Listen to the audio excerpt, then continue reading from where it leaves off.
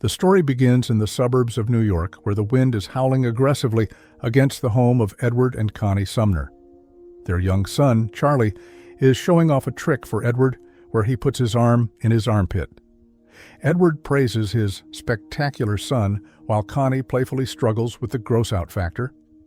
The domestic routine continues as Connie asks Charlie if he brushed his teeth. He insists he did, but a quick inspection sends him back to rinse properly. While Charlie rushes, Edward brings up a missed financial opportunity, reminding Connie that she once advised against buying Omnidel stock when it was at $150. Connie playfully retorts that she'll buy it now, but Edward reveals the price has skyrocketed to $74, causing Connie to curse in frustration. In the bathroom, Connie reminds the boys to put the toilet seat down and helps Charlie get dressed. And Charlie reminds his mom about a Latrell Sprewell jersey for an upcoming birthday, and Edward notes the wind is making everyone go bonkers. Connie heads into New York City for a charity auction, struggling against the high-pressure winds, and suddenly crashes into a stranger, sending them both crashing to the pavement. The stranger, Paul Martel, apologizes in French and English, cursing the wind as his books scatter everywhere. He tries to help her get a taxi, but the storm is relentless. Noticing Connie is bleeding, Paul points out his apartment building nearby and offers her a Band-Aid so she doesn't blow away. He charms her with a joke, promising he isn't an axe murderer. They struggle with a temperamental elevator, which Paul curses in French, before entering his loft. He apologizes for the mess, explaining he is a book dealer, and directs her to the bathroom to clean her wound, jokingly allowing her to snoop at his prescriptions. While she tends to her knee, Paul makes tea. Connie admires the space, and Paul explains he is house-sitting for a sculptor friend who is in Paris. Connie calls home to check on Charlie, speaking to her housekeeper, Gloria. She speaks affectionately to Charlie, telling him she missed her train due to the ice and wind, and promises to help with his homework later.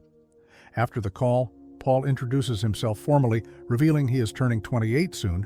Connie introduces herself as Constance. As she prepares to leave, Paul insists she take a book as a souvenir. He guides her to a specific shelf and has her open a volume of poetry to page 23. She reads a seductive passage about wine, youth, and seizing the moment, and he tells her, "This moment is your life." Flustered, Connie thanks him and navigates her way out, with Paul inviting her to return if she ever needs more books or medical attention. Back in the safety of suburbia, while Connie was checking her injury, Charlie excitedly grabbed a camera to document the blood and stuff for a school project. Edward arrives home, sympathetic to Connie's humiliating fall, while he suggests they sue the wind. Connie mentions the nice guy who helped her, and Edward cheekily asks if he was good-looking, making Connie feel suddenly nauseous. Later, while helping Charlie with homework, Edward struggles to figure out the zoom on the new camera. He accidentally focuses the lens on Connie's face, marveling at her beauty, but she recoils when he tries to record her. She feels unworthy and tells him to go away. But soon their time is cut short when Charlie calls out. The next morning, the routine resumes. Connie hands Charlie his forgotten lunch, and they exchange I love yous before she boards the stairs.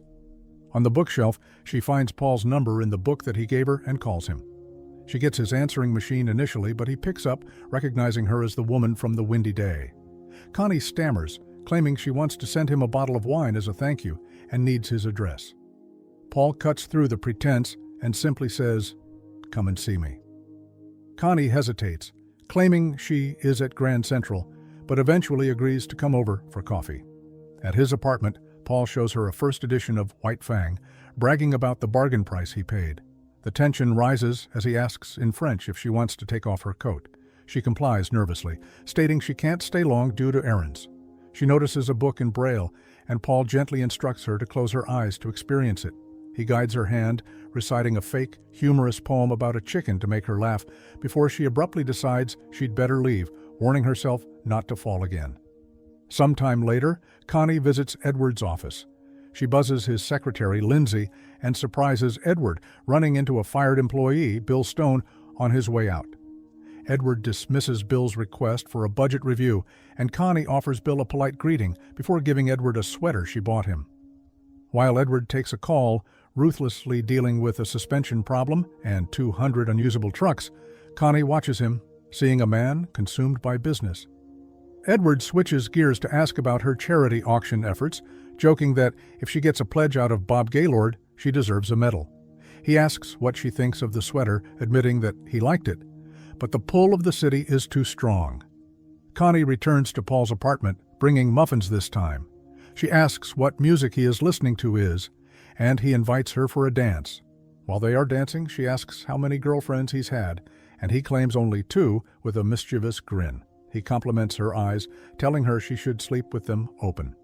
The intimacy overwhelms her. She tries to leave, realizing she's making a mistake, but Paul counters that there are no mistakes, only things you do or don't do. Connie panics, tries to leave, but comes back, forgetting her jacket. He grabs, and she is now on a train, getting a flashback of what they did together, feeling happy about it. Later, at a social gathering, Edward runs into Bob Gaylord, who mentions he hasn't seen Edward lately due to work. Edward asks about Bob's son, and Bob jokingly warns Edward to watch out for Connie's fundraising. However, when Edward mentions the auction, Bob reveals Connie never spoke to him, suggesting she might have spoken to his wife instead, leaving Edward confused, but dismissing it. Back home, Edward asks Connie if she had a tough day. She lies, saying it was usual stuff. In a moment of insecurity, Edward asks if she loves him. Connie dismisses it as a silly question, affirming she does, but remains distant. The affair escalates. Connie and Paul meet for lunch, but Connie is consumed by guilt, feeling they should leave. Paul proposes a game. If a specific patron pays the check, they leave.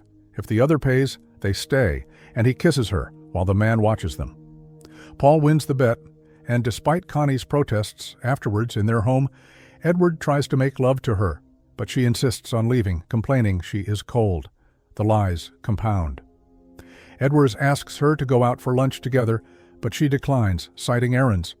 When he sees the dresses that she will wear, he offers to wait, but she invents a lie about having a facial at Georgiana's at 12:30. Afterwards, he calls the salon to confirm that she did not have any appointment there. On the street, she runs into her friends Tracy and Sally. They invite her for coffee, but she claims she is looking for window shades and will be late. Desperate to coordinate with Paul, she goes with them anyway. She borrows a phone to call him, complaining that her friends got her, and now she is stuck with them. Soon, Paul arrives at the cafe, looking at her, and goes to the bathroom. She immediately excuses them and follows him, and ends up having fun in the bathroom while her friends chat in the cafe. When she came back, her friends noticed the heartthrob too, and her friend admits she'd be on her back in a second if he looked at her. They discuss affairs hypothetically. Tracy argues they always end disastrously, admitting she had one long ago that she regrets. Connie later confronts Paul, asking if he just lay with her across the street, which he smugly confirms. She suggests ending it before someone gets hurt, but Paul argues that ending it would hurt him. She confesses he is the first thing on her mind every morning, while he helps her to remove her clothes and ends up sleeping. Edward's world begins to crumble. At the office, he fires Bill Stone for lack of accountability. Bill, angry, lashes out, telling Edward he knows nothing about family and urging him to look at his own, cursing his family before judging others. Shaken, Edward hires a private investigator, Frank. He awkwardly explains this is personal, not business, and instructs Frank to follow his wife. At home, the tension manifests in the kitchen. Connie burns the chicken, and the water boils over. Afterwards, Edward announces a trip to Chicago, and Charlie mentions he hates girls and will never marry. Edward tells Connie he fired Bill, explaining that accountable means being trustworthy. By morning, he packs his bag while she gets ready to meet with Paul. Later, the investigator is taking her pictures while she is having fun with Paul. Afterward, she checks her time and rushes out to pick Charlie up from school in the rain. She is distracted, yelling at traffic, and realizes she is late. She apologizes to Charlie, but the stress is overwhelming. The PI delivers the fatal news. He gives Edward a file. The man's name is Paul Martell. He lives at 433 Mercer Street, and Connie visits him during the day for hours at a time. Afterwards, she in a supermarket and comes back home, but suddenly changes her mind and goes to Paul. There she sees him. Another Gears creates a fight in the library. Then she confronts him for lying to her and Callums to end this. But when she tries to leave the apartment, he forces her to get inside and forces her to take of her cloth. She resists for a second and gives it all at the same time. Edward was outside looking at the apartment. After Connie leaves, Edward buzzes Paul's apartment. He introduces himself calmly as Edward Sumner, Connie's husband, and asks to come in. Paul surprisingly agrees. Inside, Edward accepts a vodka, noting he keeps his in the freezer at home too. He asks how they met, and Paul recounts the windstorm accident, confirming Connie told him about it. Edward tortures himself with questions. Do they stay in? Do they go out? Does she like the neighborhood? He tells Paul they have been married 11 years and moved to the suburbs for Charlie, though Paul notes Connie said it was Edward's idea. As the tension peaks, Edward spots a snow globe in the apartment. He asks where Paul got it. Paul says it was a gift from Connie. Edward's composure snaps. He reveals, "She didn't buy this for you. I gave it to her." Overwhelmed with nausea and rage, Edward stammers that he is sick. As Paul asks him to get some water, Edward grabs the snow globe and strikes Paul down, killing him. In horror, he starts to clean up the crime. Soon, the phone rings. It's Paul's answering machine picking up a message from Connie. She is calling to end the affair permanently, leaving a message that she can't live like this anymore, unaware that her husband has just killed her lover. Edward hears her apology and her desire to stop hurting the family. He erases the messages and begins the grim work of cleaning up. Meanwhile, at Charlie's school play, Connie helps apply makeup, asking if it pinches. Charlie performs a song about focusing on the journey and dreaming loud. Edward arrives late and goes straight to the bathroom to change his clothes and wash some blood from his chest. Afterwards, he goes to the performance and watches the show with his wife. Later that night, he sneaks out of the house and throws the body in a trash can and covers it. By morning, Charlie notices something is wrong, pointing out that Edward's shoes are different colors. Connie notices Edward looks awful and asks what happened. Edward claims he just got some air. He suddenly asks if she likes their house, suggesting they could move back to the city. Connie, confused and defensive, insists she loves it there and they aren't moving anywhere. The law arrives. Two detectives, Dean and Moroznik, knock on the door. They ask for Connie, revealing that her name and number were found on Paul Martel's desk. They inform her that Paul has been reported missing by his separated wife. Connie lies, claiming she barely knew him and was only going to buy books. The detectives leave, but the pressure mounts. Later, Charlie tells his dad the cops were there about a missing bookseller. Connie tells him that he don't know the person, and even she barely knows him. Meanwhile, at a family gathering, Edward says grace, asking for help to be mindful of others. The detectives return, interrupting the weekend. They speak to both on the porch, revealing that Paul is no longer missing. His body has been found in a landfill. Connie is horrified. They press her on where she met him, and she finally admits it was a fundraiser at Juilliard. They ask Edward if he met Paul. Edward lies, staring at a photo of the man he killed, denying any knowledge. The detectives reveal Connie got a parking ticket near Paul's apartment 4 weeks ago. Connie invents a cover story about having coffee with Tracy and Sally, and Edward backs her up, ending the interview. Connie's guilt consumes her. One day, while trying to pick up Edward's clothes at the laundry, she finds the photo of her and Paul in his jacket. She realizes the truth. While meeting with friends, she sees on of the snowball that she gave to Paul and finally understands everything. Later, she confronts Edward.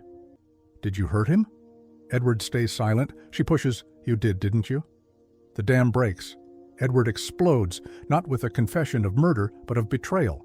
He screams that he gave everything for this family, and she threw it away for a kid. He admits he knew from the very first day. In a chilling admission, he tells her, "I didn't want to kill him. I wanted to kill you." Connie collapses in shock. The tragedy settles over the house. Charlie accidentally breaks something, apologizing profusely, but Connie comforts him, telling him it was just an accident. She tucks him in, fiercely telling him that she and his daddy will always love him, no matter what. Downstairs, she finds a card in the snowball from Edward, intended for their 25th anniversary, expressing his deep love for her. While burning the photos, she flashes back to the note Paul wrote her. "Come on, I'm not an axe murderer. What if she gets a taxi and leaves?" Connie asks, "What are we going to do?" Edward offers to turn himself in, but Connie refuses, desperate to keep their shattered life together. She frantically suggests they can disappear, sell everything, and move to Mexico. She paints a desperate fantasy of living on a beach, fishing, and learning guitar, telling Charlie it's an adventure. She imagines them pushing out to sea when they die. Connie quietly asks, "What do you think?" Edward whispers, "It sounds perfect," but neither of them moves. Thanks for watching. If you enjoyed this recap, don't forget to like, comment, and subscribe for more videos like this. See you soon.